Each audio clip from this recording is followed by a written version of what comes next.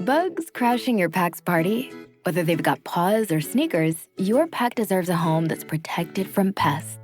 That's where Wondercide comes in. Plant-powered protection made with steam-distilled natural essential oils that actually work. It kills and repels fleas, ticks, mosquitoes, and ants without questionable ingredients or overpowering smells. Safe to use around kids and pets when used as directed, lab-proven to work fast, and proudly made in the USA. We offer sprays for pets, people, homes, and yards. Plus, spot-on treatments, collars, and even shampoos. Whatever your pack needs, we've got it covered. Founded by a pet parent looking for a better way to protect her dog Luna, Wondercide's now protected over 21 million lives and counting. You might have even seen us on Shark Tank. Go to Wondercide.com and use code WONDER20 for 20% off your first order.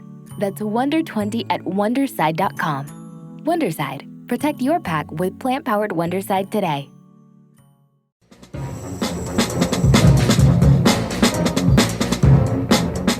Hello, this is Aaron West. I am the author of the A24 New Wave.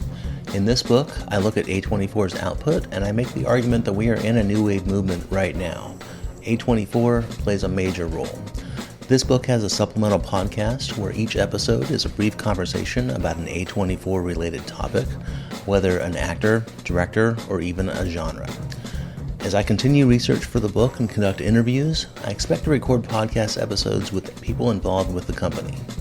You can find the podcast at cinejourneys.com or wherever you find podcasts, and we are proud to be members of the Someone's Favorite Productions podcast network.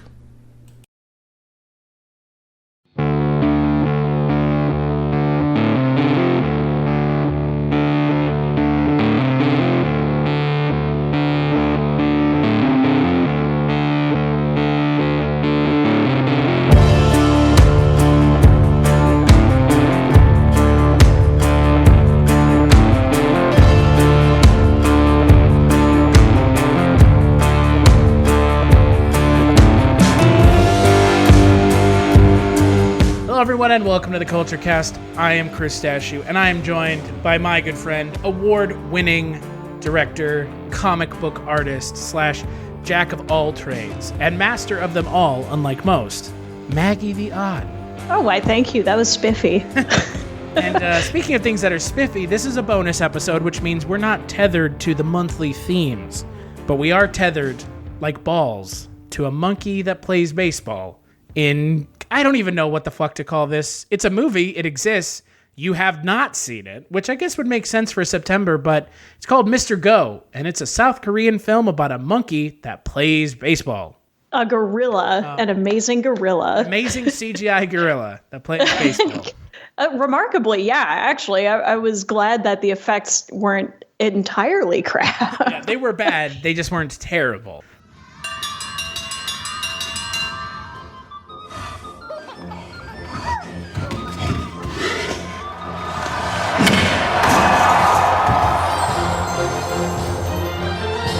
He got this scar because of me.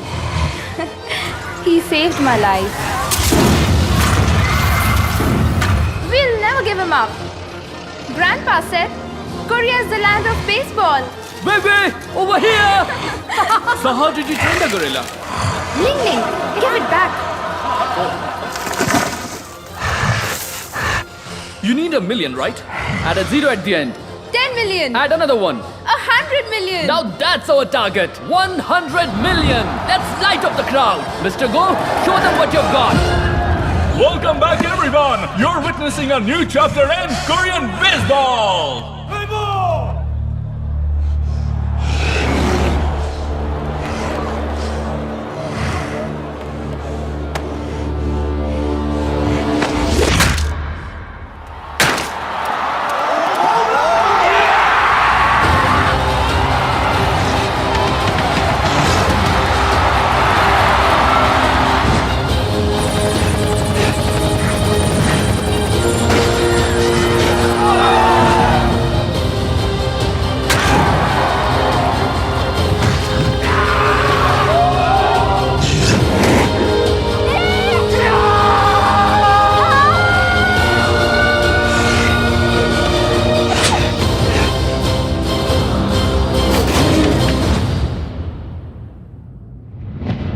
Correct. The film was released in 2013. It is actually based on a comic book called The Seventh Team from 1984. It is directed by Kim Yong-hwa. It is written by Kim Yong-hwa, and it stars Xu Jiao and Song Dong-il as the two main characters. Wei Wei, the girl who's Ling Ling, the gorilla's trainer, and Song Dong-il plays the commissioner. Like baseball contractor? Sure. The bounty hunter. Let's just get this out of the way. Neither character are likable at all. It's weird. Before we kind of get into the discussion, Maggie, I know neither one of us had seen it, but this was something that I'd wanted to watch for a while. So Maggie, I am curious for you. What did you think of your first foray into Korean guerrilla sports comedy films? Actually, it's a lot more favorable than the craze of the 90s and early thousands of animal play sport in the U.S. Yeah, American animal play sport films are they're real bad. Oh, man. And there's like 30 of them. So many. Too many, some might say. Too many. Yeah, this was at least like fun and engaging. Definitely went on a bit longer than necessary. Movie's like 2 hours plus, right? Yeah, 2.5. Oh, good Lord. I mean, other than the length of the film, what did you think? Because there's a lot to talk about here, but I'm curious, other than the film being a little long in the tooth, which it is, what did you think of the movie? I actually really enjoyed it. I don't know why. It scratched part of my brains that I really, really enjoyed. I don't know. It was fun. It was dopey in its own right, but I guess I'm kind of more used to like Asian comedy style where it hit a decent balance. It definitely had its issues, but I at least felt that they took time to develop the characters. Even if you didn't like them, it still had like enough built in that it seemed a bit more well-rounded. Well-rounded, you mean in comparison to what would be an American version of this? Yeah, I suppose so. Yeah. Or I don't know. Sometimes even just the plain human play sport movies. Sure. There's like maybe 2 or 3 characters that are really well developed, and then everybody else seems to be like cardboard cutout or just really stock. And granted, this does fall under that category, but the way that they built up the characters, it was at least like somewhat decent. It was hard to get behind any of them. I felt that our lead was entirely selfish because it took her half the film to be like, oh, maybe I'm not his master because Ling Ling was really raising me type of thing. But I don't know. I like the quirks. I like that the kind of baseball manager was just really into his plants, and they stuck with that bit to like the bitter end. Almost and to a fault. Oh my gosh. And the loan shark, probably my favorite character, even though he threatened to sell children. Like, I love that he was just diehard about this other gorilla. Yeah, to your point, I think when I think of, and maybe you feel the same way, when I think of a film about a animal that plays sports, I don't have the highest opinion of it. And I think that's, you've already mentioned it. I think that's just, I'm conditioned to feel that way because the expectation is, especially in the United States with, the onslaught deluge of these kinds of films, they're all very generic. They're all very, I wouldn't say boring, but they're all very formulaic. Right. And at the end of the day, like you've already mentioned, the characters have nothing of interest to them. They're very vanilla, stock, cardboard, however you want to paint it. So it's nice to see a film that's not that, because again, like you mentioned, Xu Jiao, who plays his Wei Wei, his not his manager, but I guess the girl who raised him, she is completely unlikable as a character. And at least I thought that. I mean, again, we'll talk about it more, but it's weird to see a movie where the main character has some actual depth to them, as opposed to just being like a cookie cutter generic good guy character. I mean, even Song Dong-il's character of Song Chung-soo, the bounty hunter, he's not a great character either. I mean, they're actually complex characters, which is weird. It honestly, it just kind of doesn't, it almost doesn't feel like this is that kind of movie, if that makes sense. It feels like a different kind of movie. Level. Right. Agreed. And that's weird for a movie like this about a gorilla that plays baseball, a film that's ostensibly billed as a sport comedy. It's a comedic sports film. I did not. Have you ever wanted to dive deeper into the horror movies you love? Beyond the Blood is a horror podcast for fans who want more than just surface level screams. We do deep dives into the movies that shaped us, digging into director commentaries, behind the scenes stories, deleted scenes, and the special features that most people skip. Each episode is a love letter to the genre. We break down how these films were made, the creative risks that paid off or didn't, and the lasting impact they've had on the genre as a whole. From 70s slashers to modern nightmares, we celebrate the craft, chaos, and characters that keep us coming back. If you're the kind of fan who rewatches movies with the commentary on, or you simply grew up in the video store horror aisle, the Beyond the Blood podcast was made for you. New episodes every single week.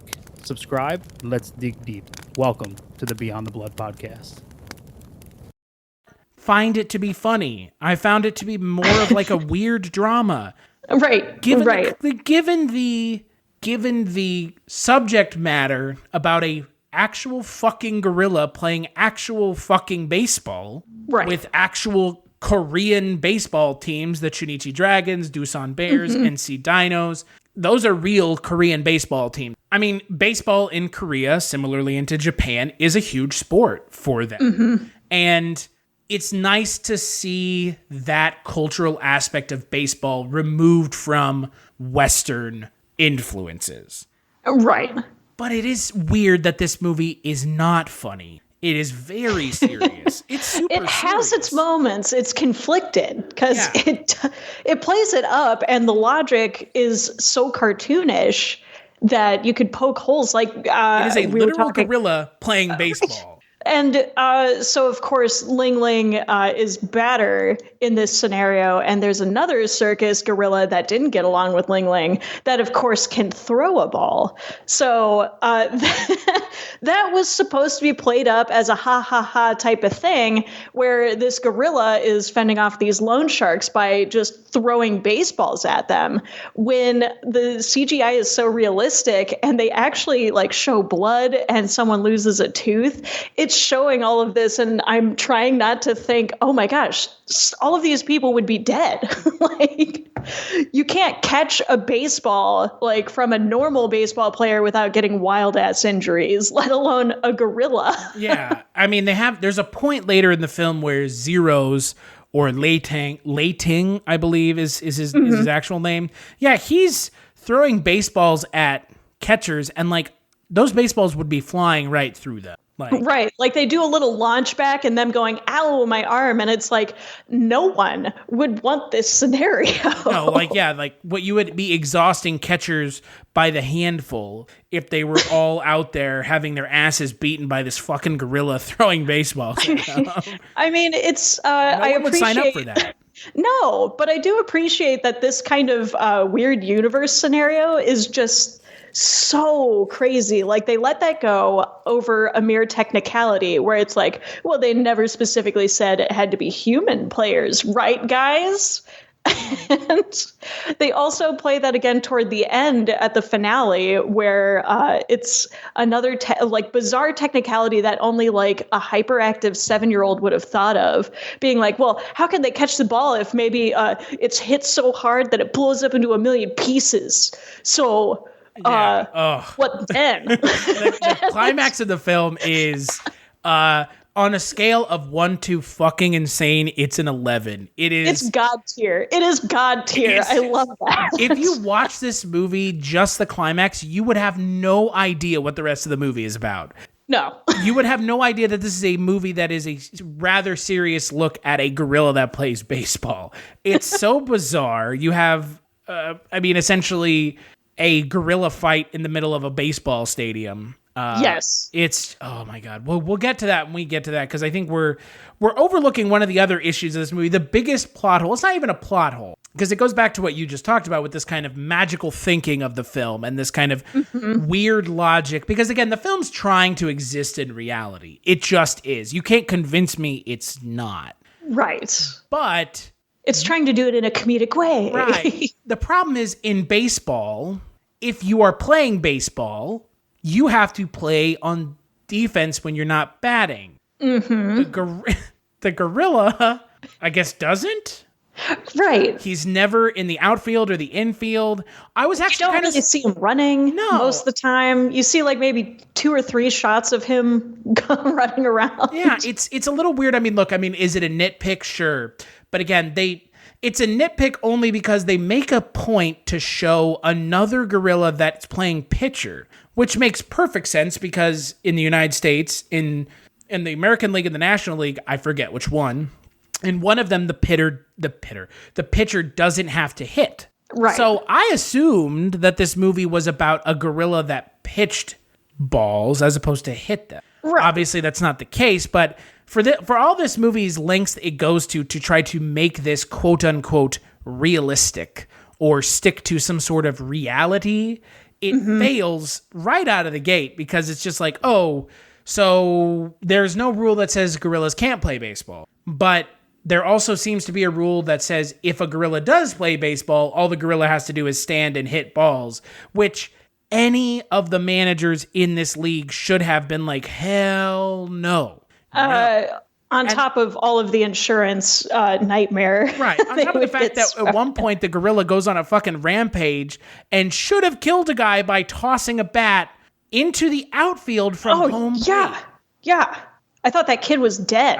In reality, that baseball bat would have, instead of bopping him on the head, it would have impaled his head like a shish kebab. I mean, it's super weird because I don't know if that scene because there's a scene where the gorilla is without Wei, his trainer, and instead of hitting the ball, he tosses his bat. And like, what I don't get is if that scene was meant to be played for laughs, which I think it was, it's not funny, right? It's not even like objectively, it's not comedic. Right. Any of like the cartoon violence aspect, it does not play off with realistic CGI. It's horrifying. Yeah. That's part of the reason why I found it funny, but it was not the intended funny, I'm sure. No. Also, Chris, I meant to ask you, since you brought up the whole entire technicality of Mr. Go needing to run the plates or play outfield, did you notice a huge thing that I didn't think about until the very ass end of it, because I'm not a huge sports lady, but I've seen plenty of sports films with my family. We don't know any of the scores to any of the games. Well, not until you get right to the end. Now it's 7-6. But did you notice that? Oh my gosh, that was the only time. Usually it's a big stink, especially when they have announcers, and not once do they say the score. No. I guess the assumption is anytime Mr. Go gets up to bat, he just... They're neck and neck, baby. Yeah, and like he's the deciding factor, this giant fucking gorilla wearing a baseball jersey. Right. I also appreciate that his teammates were very supportive of Mr. Go. I mean, I would be, wouldn't you, if all of a sudden you effectively had to do nothing and you were always Garrett? All you effectively have to do is make sure you get on base before the gorilla comes to bat. Well, yeah, until you are faced with the challenge of needing to bat off of a pitcher who could, like, shatter your fucking arms if you try. Yeah. So the introduction of Zeros, otherwise known as Li Ting, the other gorilla, it came way too late in the movie. It almost felt like... It was the slowest buildup. Right. What it felt like was, we talked about Bollywood movies in August. This felt like either it needed another 30 minutes. Realistically, it just needed another 30 minutes to fully flesh out the B plot that ends up meshing right into the A plot. Or they needed to do 2 movies. Because the whole introduction of another gorilla almost felt like something better suited for the sequel. Like you have one baseball gorilla and now you have another one. I mean, I guess the setup kind of justified that for me because that whole entire thing was set up in the middle. I would only beg to differ because my favorite moment involves the loan shark and Zeros, where it was a little bit later when she finally admits that she has no fucking idea what the gorilla is saying, because logically, how could you? Well, according to her, she knew everything. Yeah, well, until later down the road, exactly. But her watching the loan shark, like actually understanding Zero's when she hated him because he was so unruly, and they just kind of got along, and she's like, you know what, you're right, I'm a fraud. I don't know why that was one of my favorite moments. It was at least like well acted, and I appreciated that they actually went the extra mile. But I mean, yeah, Zero's as a whole, they either needed to jumpstart that so it was more of a thing as opposed to like just one singular game. Like maybe if there was a gorilla rivalry, I'd be a little bit more pumped about it. Right. I mean that's kind of, similar to what I'm alluding to. It's like they put it so late in the movie that it almost doesn't matter. It's like right. You know that he's not going to lose. You know that this is like a feel-good movie. I guarantee you I didn't think that the film was going to end with gorillas beating the shit out of each other. Yeah, on a ball diamond. Yeah, like I didn't expect with a cart. I didn't expect that only because tonally that makes zero sense with the rest of the movie. Right. Like you have what is ostensibly an action scene in this movie. I mean, and that didn't make sense for the state of affairs for the character. They already had like several things at stake where it's like, does Mr. Go get sold? Do they get rejected and she can't get the money for the circus? And then it's like, and Mr. Go's knee. Yeah, right. His knee is all fucked up. And it's like, oh, wait, he has miracle knees. Never mind. Yeah, it's just, to me, it felt late. Because the film didn't need another villain. Right. It was extraneous, at least. Yeah, and I think if you had the other gorilla earlier on, like you mentioned, part of everything, I don't think I would have had any issue with. But the fact that they introduced the gorilla like right at the end of the movie, it's just like, why did you wait? Like, what's the point of waiting? And also, what was the loan shark's deal if they intended to just take any gorilla at that point? It's like, why do you need the $1 million now? Like, wouldn't you make more money by just having the gorilla and selling the gorilla to pitch baseball? Right. Can we just call it even Stevens then? Yeah, like, he took her other gorilla, which was her gorilla. Yeah. So, all good, all done. No problems there. Like, I didn't want to house this guy. You guys seem to be getting along after almost dying. Yeah, it's just... There you go. It's, to me, like you've mentioned, and like we've already kind of mentioned, that, similarly, it's like this movie's just way too long. They're trying to do way too much. And look, there's nothing wrong with that. But with a film like this, the way that I interpreted what I was going to be watching was going to be a little bit more of a lighthearted romp, not a romp where at one point Sung Dong-il, the commissioner's character, is threatening a doctor that the gorilla is going to bite him or rip his legs off. Right. And it's just like, what movie is this? And Wei just goes along with it. She's like, go ahead. And it's like, what the hell? Yeah, I don't understand. It's so bizarre because in a film like this, you would think you would need to have some character to relate to, and for the life of me, I couldn't find one. No. I mean, Sung Dong-il as the commissioner, he's the best part of the movie, but that's because he's a rather good actor just in general. Oh, yeah. But you start the movie out thinking he's the villain, ? Or at least a kind of shady-ass character, especially with that meeting. Right. With that epic kick over the table to leave the room. I love that part. Yeah. I don't know why. That was good. But then he becomes a positive force. Ish. Like a threatening positive force. It's really bizarre. It's like he has his own interests in mind, but not really. Like, I couldn't figure out the dynamic of what was going on. So he's an agent and he is just trying to sell Mr. Go to someone, I guess because he's the bounty hunter.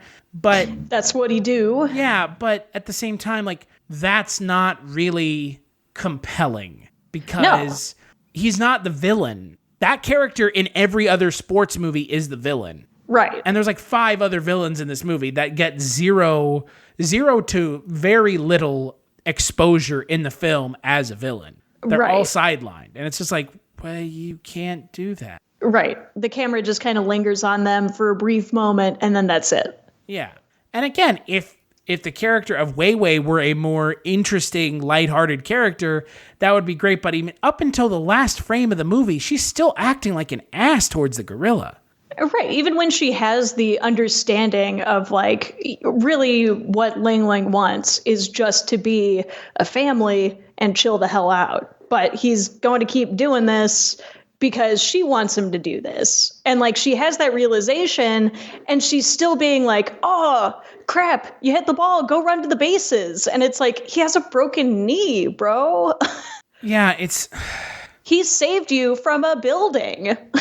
Give that gorilla a break. And then on top of everything else, you have Wei Wei, her entire motivation throughout the film is to pay back a debt that her grandfather had. Yeah. But who is going to go and watch a circus in the middle of nowhere? Right. Well, I guess she was hoping to reestablish it. Also, Circus of the Sun? Are you shitting? That exists already. Yeah, that Cirque du bothered Soleil, the bro. fuck out of me. Isn't that literally the definition of Cirque du Soleil? Yes. Yes, Okay. it is. I'm just making sure, because I was like, is this like a weird Cirque du Soleil joke? Like, that we're not supposed to pick up on it, but like... Right. Well, and I don't know if that's like just the crappy ass like translation or if that's literally what they called it, but holy fuck. Yeah, like, no, that's like literally the name of an actual thing, like pre-established. Like you can't, like pretty damn established since the 70s and 80s. Yeah. But this little tiny circus in the middle of the Chinese farm side. Yeah, where they last left off. Yeah. The whole C plot with the circus and, it's, this is Chinese girl with this Chinese gorilla and she's coming to South Korea. Like, look, yeah, we know this movie was a collaboration between China and South Korea, their film industries. So great. Like, I know that it needed to kind of have that melding of the two, but like, again, you have a lot of unnecessary exposition. I mean, you have a lot of unnecessary action scenes. The whole scene where he's running around the stadium after the game where the commissioner slashes himself across the face with the whip, that's completely unnecessary. Oh, dude, I know. Like, especially like call in the helicopter, call off the helicopter. He almost fell, but he didn't fall. It's like, okay, guys, we get it. He's freaking out because Wei Wei isn't there. Leave it at that. Comes of it. No. I think that's my biggest disappointment with this movie is there's a lot going on that could have been that time could have been repurposed into actually telling a compelling story. There's just like a lot of stuff going on that is unnecessary. Like you have the character of... Hello, this is Chris Haskell from They Live by Film. For those that don't know us, Adam, Zach, and I, we built a podcast over the last 2 years that's a combination of film discussion from 3 very different perspectives, as well as industry interviews with the leaders in boutique Blu-ray and 4K community. We started with Deaf Crocodile, but over time we've been lucky enough to speak with Arrow Video, Severin, Mondo Macabro, Vinegar Syndrome, Radiance, Indicator, most of the OCN partner labels. It's been a blast. You can find us wherever you podcast, and also actually recently as part of Someone's Favorite Production Podcast Network. We hope to see you online. Don't know the character's name, but he's the one with the really bad haircut. Oh, yeah, the like opposing team signer-upper guy. I don't know. I'm terrible with sports. But yeah, the one with the bucket cut. There's also like a D plot where the commissioner / bounty hunter character is trying to sell Mr. Go to other teams that are bidding. And so you have the character to the US of, and Japan. Yeah. You have the, well, actually, no, those were both Japanese characters. Those were both Japanese teams. Yeah, it was the Yomiuri Giants, which is they're both Japanese teams, which again was super weird. Like, you would assume an American team would be like, we need to buy this gorilla now. Like, right. Like, we need this gorilla now. Have Airbud retire. We need this guy. So you have some more characters introduced. One's played by Joe Adagiri, who plays Ito Hiroshi, the owner of the Chunichi Dragons. And then you have another character played by Tamura Hiroto, who plays the owner of another Japanese team. And they're like in a bidding war for Mr. Go. And then later in the film, they don't bid on him anymore because there's now the other pitching gorilla. And it's like, there's just so much going on in this movie that I don't think any kid would find this film interesting. Not past a certain point. I'm sure they would be 30 minute. Oh, yeah, that's the catch there. Yeah, it's like, I'm not sure you're keeping a child's attention for 2.5 hours. Right. And once again, it is heavily steeped in predominantly drama. It's very little to progress any comedic plot to warrant the genre tag. Yeah, which is weird because, again, expectation is when you have a film about a literal gorilla playing real professional baseball, how can you not have a comedic spin to it? Right? Yeah, right. I mean, or at least a better approach. The genre, but I mean, it's a fucking animal playing a real sport. Right. I definitely still prefer this to anything I grew up with. If all movies were like this, I would probably watch all of them and be a big fat fan. If all of them had a gorilla in them that played baseball. Just their strictness to some logic, but then their bullshittery on others. And the fact that it's just these bizarre calls where it's just where they're trying to justify why this would be a logical thing. While at the same time completely ignoring logic to begin with. Yes, it's such a contradictory movie that I just find it fascinating as a whole that this existed not only in 2013, but just in general. Yeah, there's a lot of cognitive dissonance in the film because, like we've mentioned and like you just said, they're trying to play by some kind of rule. I mean, there is some rule and some universe framework that they're trying to work inside, but at the same time, it still is a movie about a gorilla playing baseball. Like that, that it's not like it's a cancer drama about a woman who's been diagnosed with cancer with 2 months to live. This is a movie about a gorilla who plays baseball. Right. Like you can't get out from underneath the premise. You just can't. Like the premise of, that's what I pitched the movie to you when I mentioned it was like, we should do a podcast on this movie about a gorilla that plays baseball. And I'm like, fuck yeah. Yeah. I would actually go out on a limb and say that it sounds more fun than it ends up being, but that's not the issue I have with the movie. Nah. You know what I mean? Yeah, no, I completely agree. Once again, I'm fanatic about it just because of how bizarre it is. Yeah, it's weird because you wouldn't expect this film to be taking this seriously. No, and honestly, I really like that the repeated line of it was from Wei Wei's grandfather when they were explaining it in the beginning. Like, he owes this much money because he would constantly gamble on baseball, and yet he didn't even know how baseball was played. He would just gamble on it. Yeah. And so, like, his line is, it's the one game where you start at home and you return home. And immediately I thought, that's exactly what I would tell my parents if they asked me, like, what the Indians were doing last night. It's like, well, you know, baseball. It's a game, and there's running. And they run in a circle. A gorilla. And that was essentially the approach for the movie. It's like, well, we don't know shit about baseball, but what if a gorilla played it? Yeah. And, you know, what is really surprising is the film doesn't fall into the traps that we expect in these Western animal sports films. It doesn't fall into those traps. It falls into its own traps. I know. It's almost impressive. They dodged a bunch of the crappy bullshit. Like, I mean, yeah, Wei Wei's not the best, but she's certainly better than whatever Billy that owns Beethoven or whatever the fuck. I don't. There's just too many, damn it. I'd like to point out to you, Beethoven, not a film where animals play sports. Yeah, I know, but I still hate them. They're terrible. I think you're talking about our good friend Kevin Zegers, who plays the main character Josh in Air Bud. Very well, yes, exactly. But how am I supposed to remember any Billy's, Xanders, or whoever the fuck had chimps, dogs, rats, rabbits, or whatever playing whatever bocce ball I was under the experiment? impression that Air Bud was your favorite film. Oh, yeah. Yeah, totally.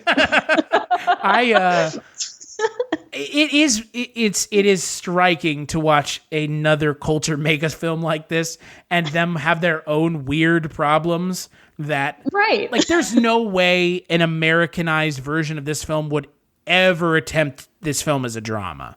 There's no fucking way.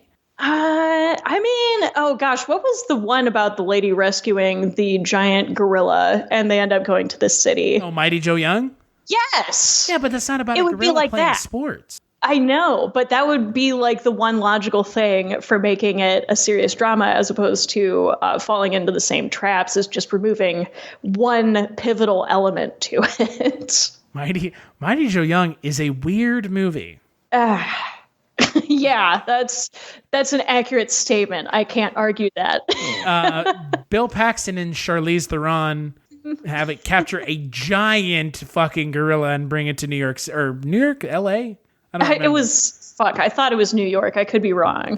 Because, we always have to reference King Kong if we have a chance. It's true. Yeah, thinking about it, I think to your point, that is the only... Los Angeles, my bad. Okay, it is Los Angeles. That is the only movie I can think of where I guess you got like Operation Dumbo Drop. But like, yeah, there's a couple. Like again, like that's not the genre. Like there's animal movies, right? That's a genre. But like animals playing sports is its own subgenre. And I don't know of an animal sports film that is taken seriously the way that this film bills itself. Right. Well, and I mean, you got to think in just like normal sports movies, there's also very specific like tropes that follow along with it being serious as opposed to comedic. Comedic is obviously the easiest one because you can at least have like some good sight gags. But if it's serious, it's either like a player or a coach that is like on his last leg or just maybe came back to the sport. Right. They didn't even do that in Mr. Go, which I appreciated because I was totally waiting for the grandpa to be like, well, before I die, I want to see this gorilla hit a ball. It's like, no, at least they dodged that. But I mean, trying to rescue a circus full of kids that might be sold, that's a different one. Question mark? Again, it's what's weird is the other plot lines feel like they're from different movies. Yeah. And again, if you take the conceit of a gorilla playing baseball out of this movie, everything else is a rather straightforward sports drama. You have a character trying to save her family's business, ostensibly. You have a down on his luck or shady character who, redeems himself. Mm-hmm. You have the team that never wins, that they end up winning. Like, those are all, like you've mentioned, they're just so tropey in this genre. But then you add a fucking giant gorilla playing baseball. Right. Like, everything goes out the window now. And it's like the film doesn't let itself have fun. And it's odd. They had a potential for it, like when they briefly toyed with the idea of if Mr. Go got sold to these teams, like he would be doing crazy amounts of publicity and advertising. And they did shoot ads with him. It was such a small blip, though. Like the Mr. Pizza ad, I would have actually liked to see that play out. I love the treadmill. That would have been good. Those would be opportunities for the sight gag of a gorilla playing baseball to work really well. But they don't push it. Instead, she is just wandering around being menacing with a fucking whip for no real reason. Which let's not, like, again, I think something I don't know how I forgot about the whip. How can we find a character sympathetic when that's one of her main traits? That doesn't even bother me as much as I know the level of expertise you would have to be able to wield a whip in general. I'm glad that the one guy completely beefed it when he was trying to fill in for Wei Wei. But it's just, they have to practice in a large enough space where no conceivable way will anybody but themselves get hurt. And it's like, why is that? Like, I like that the loan shark team, when they trained the fucking pitching gorilla, they just had flags. Why didn't you just have flags? Why did you have a whip? I mean, you just look like a psychopath on the side. Yes, I mean, you do. look like a circus ringmaster. That's what you look like. Which I get that's what they were going for, but in any other context, it seems so bizarre. Like when she was walking up the hallway and just like smashing a light above his head, and it's like, whoa now, how about you calm down? Yeah, it just cuts into this idea that like this is supposed to be a character you identify with, or at least are sympathetic for. Something like that, or thinks, oh yeah, that's kick-ass, tell it like it is.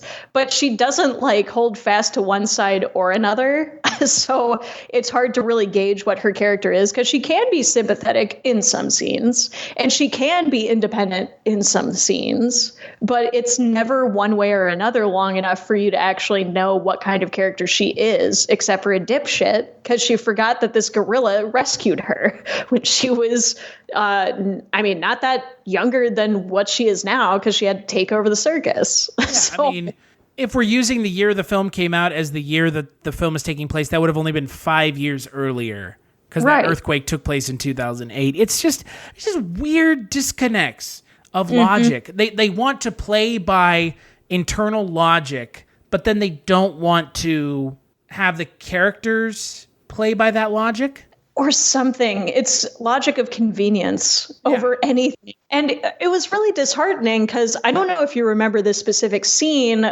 from when it was Mr. Go's first game. And it was like the build-up moment of, will he hit the ball or not? And it does this really cool editing thing where it has it in like a split screen. And she is like in the middle of it, kind of over the two panels at the top and the one at the bottom. And it's like, oh, that's kind of interesting. But then you don't see editing like that in any other part of the movie.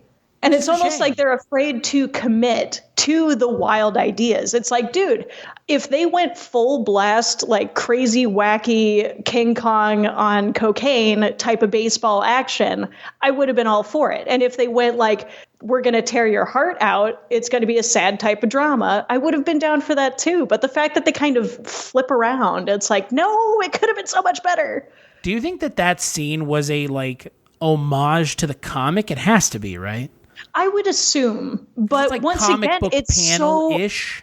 It is, and I'd be willing to bet that probably was a specific scene that they wanted to kind of shout out to the comic book audience, because that's a popular thing to do as well. But once again, they could have committed to it. It's not like Sin City by Robert Rodriguez, where he did it frame by frame, and that's what made it pretty damn good.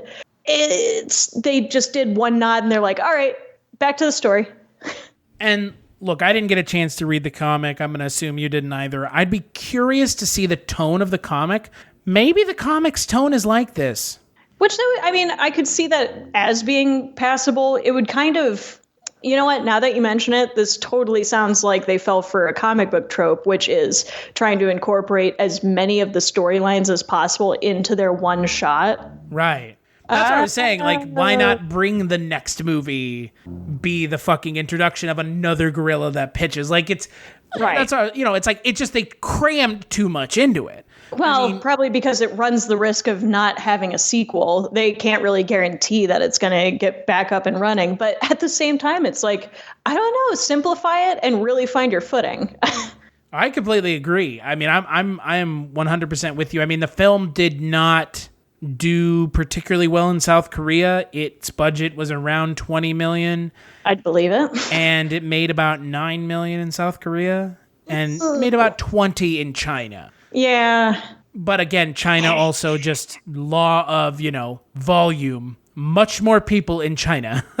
Well, yes. Much more people. Way more people than in South Korea. Yeah, but it's like, how can you sell a 2.5-hour movie and try and make it appeal to all audiences? That was another thing, because, the tone shift is really distracting. Yeah, and it's like scene to scene. Yeah. It's like one scene is hilarious, and the next scene you have Sung Dong-il calling a character a pervert. And it's just Yes! whoa, like what? Although him launching onto that balcony, win. Yeah, I mean, again, it's entertaining. I mean, but it's just right, just not for the reasons they probably wanted it to. Yeah, it's like what movie are you thinking we think this is? Right, because we don't know, and you're not helping. No, and yeah, they're really not helping. I would go as much as to say that they made it worse because. Yeah. I mean, again, pick a theme, pick a tone, and don't stick with it. But if you're gonna, I mean, because you're gonna want to have a scene where you pull at the heartstrings of the characters. I mean, you have a scene where this gorilla, they've essentially said, like, if he does anything on his leg, he's gonna lose his leg. Like that. Yeah. There are some stakes to that. Like fighting another gorilla, full force, sprinting across the field, tearing around a fucking go-kart, like. So we haven't even talked about that yet, which I think, I think it's as good a time as any to talk about the climax of the film. So do you want to describe for the listener who may not have had a chance to watch this yet, which, by the way, you can watch it if you have Amazon Prime. It is on Amazon Prime. And guess what? The subtitles work there. Yes. Maggie, would you like to explain to the listener who may not have seen the film yet what in the holy hell the climax of this film is? All right, I'll try and unload that wagon for you guys. So we have Zeros, the pissed off pitcher gorilla, going up against our mighty Joe Young. So, of course, it's whatever score it is, but they have to make a play.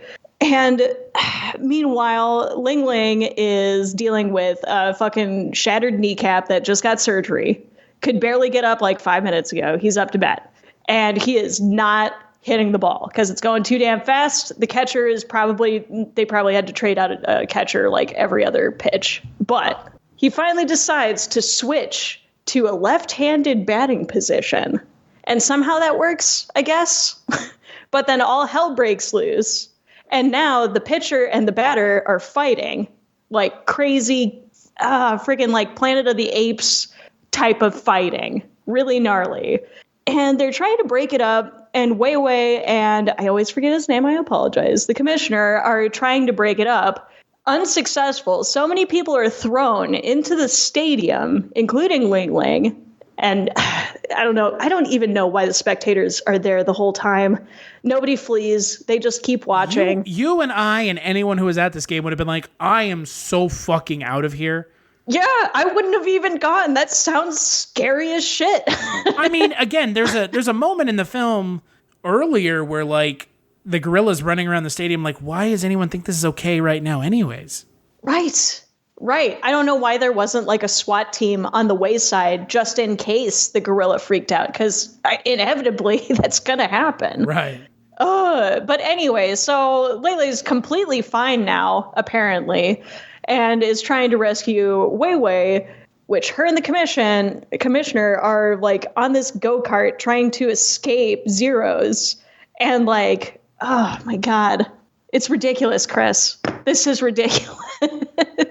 Again, it's ridiculous in a movie where up until this point it was taking itself seriously, and then you have gorillas engaging in violence. Right. Which is frightening. And like you've already mentioned, none of the human characters, there is no repercussions. No, like the go-kart gets flipped by Zeros, like, and the commissioner gets like pinged in the head with a full force baseball through a windshield. So it broke the windshield that's designed to reflect baseballs. No, it goes right through, it hits him in the head, he is conked out, it spills out, the sprinklers are going off. The sprinklers going off, I think, is my favorite part. Just that. It's like, yes, logic sets in. I mean, again, it just makes it look more dramatic, right? I mean, that's right. If that's what you're going for, you've achieved it. And right. Didn't they command the sprinklers be turned on? Like that would subdue the gorillas? Sure. Right. Okay. Again, I mean, to your point in trying to explain it as, succinctly as possible, it is insane to me that a movie that takes itself as seriously as this one does up until the finale all of a sudden goes, nah, let's just have these two gorillas beat the shit out of each other for like 10 minutes. Right. I'm impressed nobody fucking died because I was waiting for that because it looked like fucking Grandpa Ling Ling is going to be on the outs, but nope. Well, then you have a point where some of the characters from the Doosan Bears are going to go and murder the other one to death with baseball bats? With baseball bats, exactly. Like, whoa, no.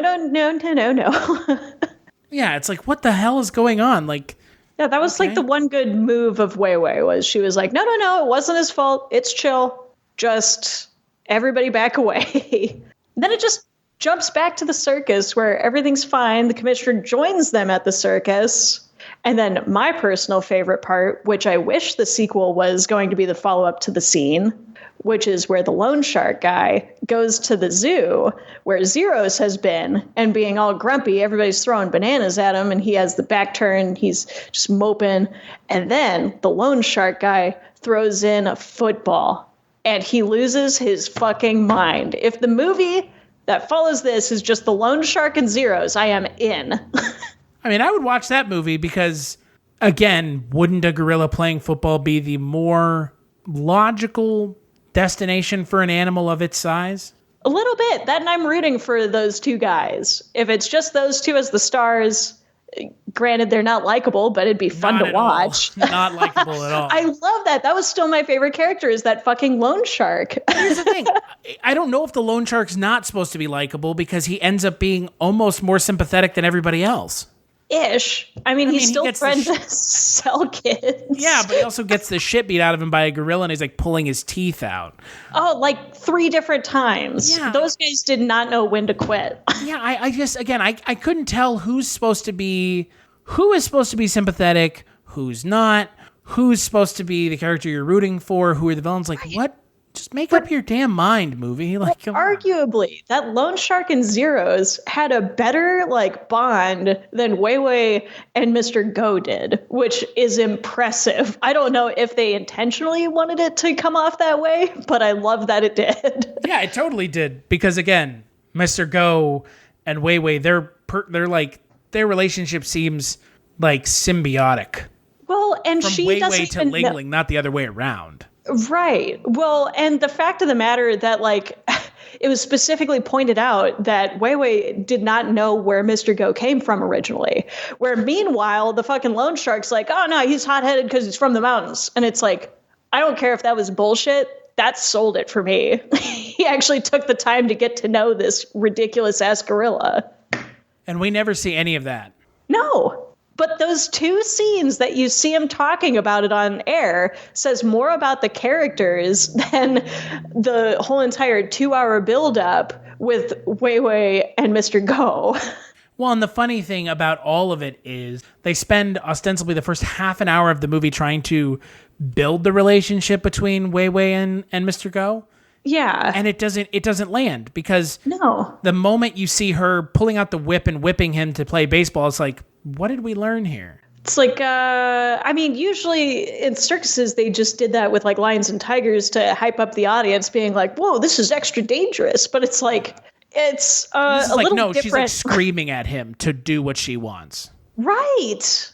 Oh my gosh. Yeah, her interaction with Zeros way back in the day really irked me because it's like, I hate him. He's always angry instead of being like, well, why is he angry? Maybe because you're giving all the attention to the other gorilla. Yeah, it is a weird movie by film standards, period, but it's even more bizarre when you compare it to films of a similar subgenre in the animal genre. Right. That, I think, for me, is the weirder part, is it is just this, slightly serious, not very comedic drama about what if there was a gorilla that played baseball. Right. It's like if they made a movie adaptation of The Giving Tree, but instead of a tree, it was Mr. Go. Yeah. That's how it felt to me. I mean, it pretty much was. I mean, again, right. Look, and again, I speak for myself only when I say I like the idea of making a serious film about an animal in sports. Mm-hmm. But again, that only works when it's an animal playing a sport that it can already do believably. Like fucking racehorses.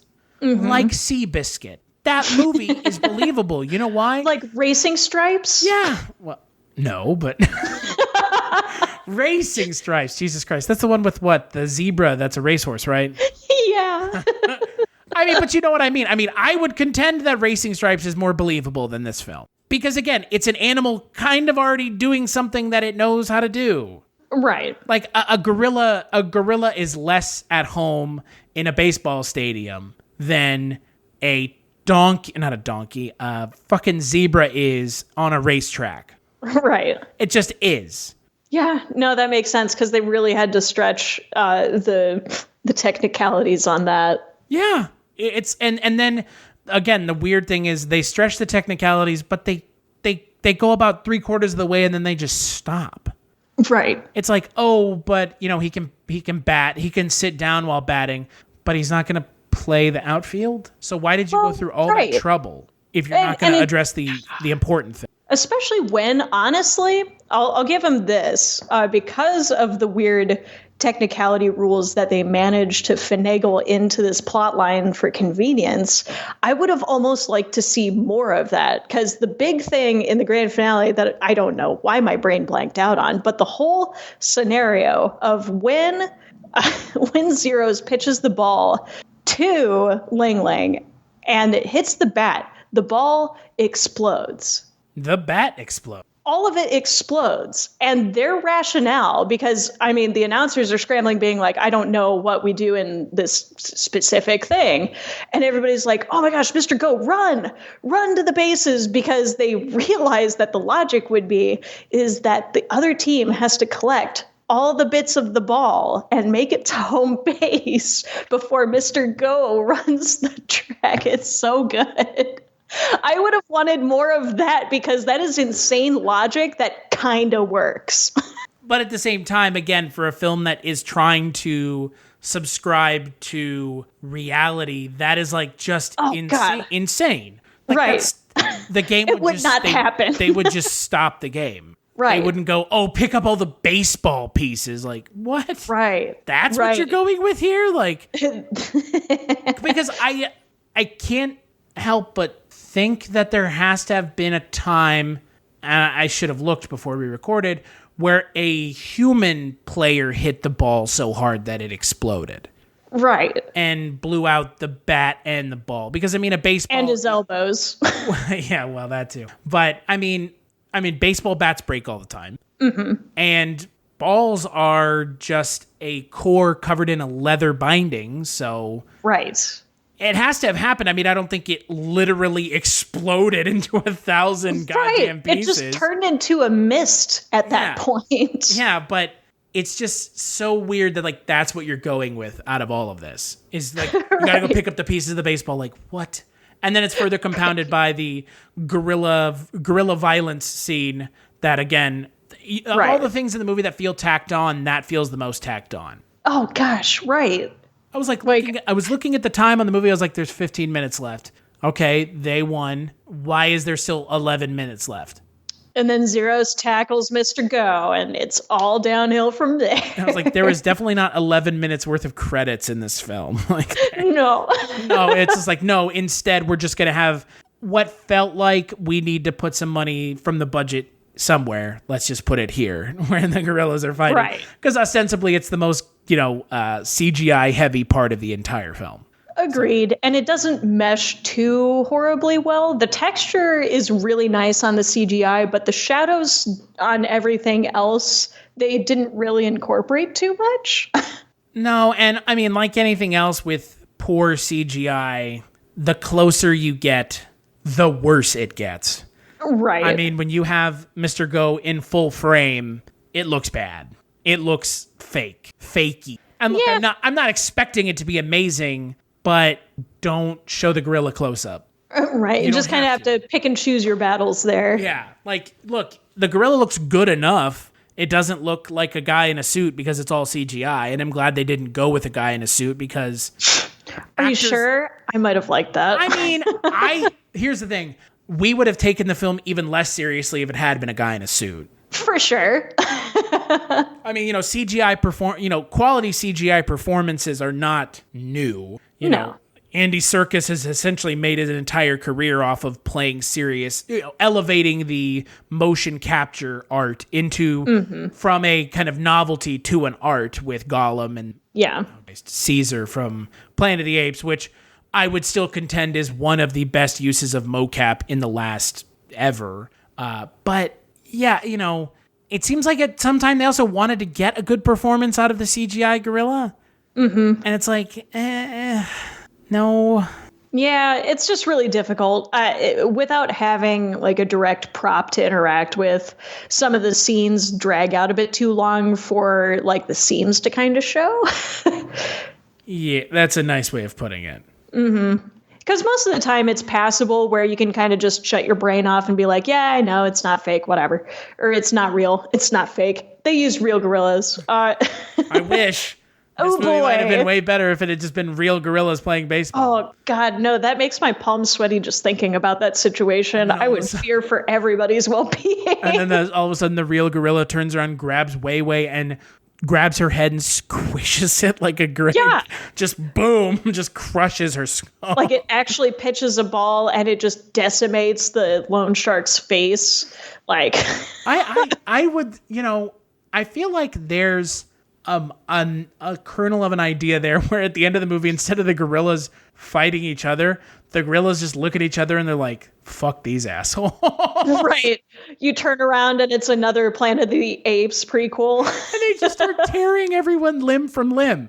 I mean, all of a sudden the people in the stands do start running. Right. Because there's just a gorilla, ripping people's arms out of their sockets, which gorillas can do. Oh, God. So yeah. I think the realistic ending of the film should have just been the gorilla turns, Ling Ling and Zeros just turns on both of them and goes, now it's our turn. Right. We will rise again and make our own baseball team. They start playing baseball. They use Wei Wei's arm as a bat and the commissioner's head as a ball. Like, I mean, when you said the movie's ending was crazy, like that was where my mind went, knowing it would never go that far. Oh, you didn't expect a ball exploding? You expected carnage? I hoped for carnage, but figured it would be something ridiculous. But mediocre, but ridiculous. If at the end the gorillas were like killing the humans, then, I mean, this is not a children's film any longer. Though I would contend it's not a family film to begin with. But I mean, I don't know what category that would even fit under. I guess for the fact that it has an animal in it. Yeah, again, like, is it a family film because an animal is in it? Yeah, it's weird. It's kind of a strange broad stroke for like maximum visibility where there isn't so much violence that it would be adult only. And it's not too childlike where parents wouldn't just go on their own. It just seems like a weird safe bet space. And I always hate those. Yeah, I'd rather you just go full force or just full boring at that point. Yeah, it's either they should have just had it be really dumb, which is what I was expecting, frankly. Well, once again, we're conditioned to it. That's true. Or just don't do it at all. Like, don't try to confront serious themes. Or lean into the comic book style, because I have been into, despite my, in general, not stokedness on sports, I have always enjoyed sports, like manga, comics, everything. I don't know why. It's just kind of fun. And it has a strange little way of formatting everything to convey action sequences as well as suspense. And if this is based after a comic, I'm definitely checking out, hands down. But I would have almost wanted them to go more toward a comic book aesthetic in this instead of just making it a general family film look. Yeah, I honestly think that the advertisements that I saw when I was in South Korea made this film look like, an over-the-top movie about a gorilla playing baseball. Right. And that's what it should have been. Yeah, I mean, it's over top, but in all the weird ways. Yeah. It's like, what I wanted is like, someone pitching 30 balls to the gorilla and he just hits all of them at once. Like, I wanted something that's just so fucking over the top that it sets itself apart. I mean, this film sets itself apart from other films with animals in them, but it sets itself apart in the way that I wasn't expecting. Right. If that makes sense. No, it does, because there are certain moments that stick out in my mind where it was really good for the characters. Like, I would totally get drunk with Mr. Go. I loved that scene where he's like protecting one of his plants and letting him eat the rest finally. But I mean, on the bigger scale, it seems so stock. And it's like, those are the scenes that need that kind of emphasis on the characters as opposed to making it generic. And once again, if you don't even show the scores or announce what's going on in the field, aside from, oh, here's Mr. Go, it falls flat. And again, I think to both of our points, pick what this is and go with that. Oh, 100%. And go wacky with that one concept. Or go super serious, but don't do a mix of everything that doesn't work at all. Or when it does homogenizing it, exactly. It works in spite of itself is what it feels like. Yeah, I could definitely, I mean, like, you have a really great concept, an interesting idea, and it kind of works, but not for the reasons you would think. It works as like this is a weird anomaly of a movie, more than like, wow, isn't that fucking nuts that there's a gorilla playing baseball and doing all this like weird over the top stuff? It's like, no. Like, there should have been a scene where the gorilla jumps like 10 feet off the ground and catches a fly ball, and they're like, oh my God. Like, no, like there were other avenues to explore with the main subject matter. Yeah. Instead of just like, oh, we're going to talk about the super exciting world of sports agents. Yeah. Because that's what kids who watch this movie care about. And that's something that adults who watch this movie definitely don't care about. Right. Well, and it's strange because, like, I appreciate that they explain Mr. Go having this skill because of, like, the circus and whatever gambling addiction. But, like, I think they spent way too much time at the very beginning of the movie establishing that for it to fizzle out so quickly by the end of the movie. Like, I was hoping for, like, there to be this trick shot that Mr. Go learned in the circus that he never, pulled out until the very end, like that normal trope. But with a circus training, that could actually be fucking sweet. No, but they didn't. Instead, it's opposing gorillas. The end. Ta-da! Yeah. It's at times it's weird. It feels lazy, but at times it's not, and it's just weird.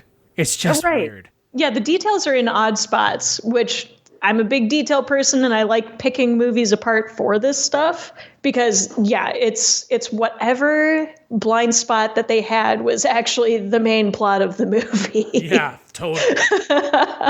So what would you give Mr. Go? Oh, man.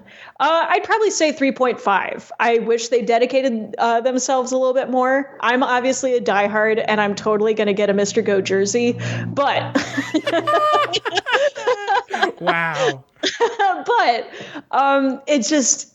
I wish that they picked a direction and stuck with it because the way that they developed these characters could have been something so much more and something a lot more likable. Because if my favorite character is the loan shark, that's a bit problematic. The movie has failed, ostensibly failed. Just a little bit, because they're very skilled actors, but the focus was so all over the place that I felt more agreeable toward the people who kind of made me laugh and be like, what the fuck was that?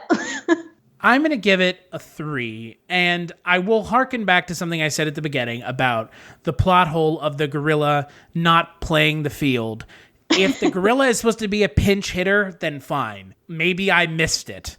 Right. But that's the Put only... that kid in outfield. That's the only explanation to him not doing anything else is a pinch hitting gorilla, which that feels like a hell of a hoop to jump through to get to that point, as opposed to just doing some CGI of the gorilla catching a baseball. Right. Just so we're all on the same page, that feels like a hell of a stretch to get to that. But yeah, I'm not disappointed by the movie. No, it was a fun watch. I don't feel like I wasted my time necessarily. I just felt that the poor movie makers could have cut a couple corners and have been happier for it.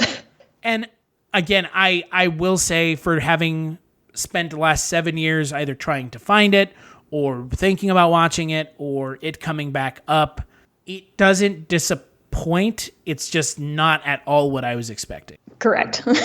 Well, that's all you can say. So until the next bonus episode, whenever that is, it could be soon, it could be never, who knows? It may be about a gorilla playing baseball. It probably won't, because I think we've run out of those movies one for one. At least non-American ones not featuring Matt fucking LeBlanc. So thank you. Pass. Ed, the movie where a chimpanzee plays baseball. Gosh, I sat through that one. I don't remember a damn thing about it other than I probably was hungover the next day. It is not good. I believe it. Yeah. Until then, where can people find you, Maggie? You can predominantly find me on Instagram at Maggie the Odd. And you can find me on Twitter at casualty_Chris and on Instagram at Papa Stash. And if you want to follow the podcast, we're on the internet at Kulturecast.com, and we're also on Patreon. Every little bit helps. If you've got $1, kick $1 our way. We do have bonus content that we do every month that is Patreon exclusive. So make sure to check those out, and we'll catch you in the next episode.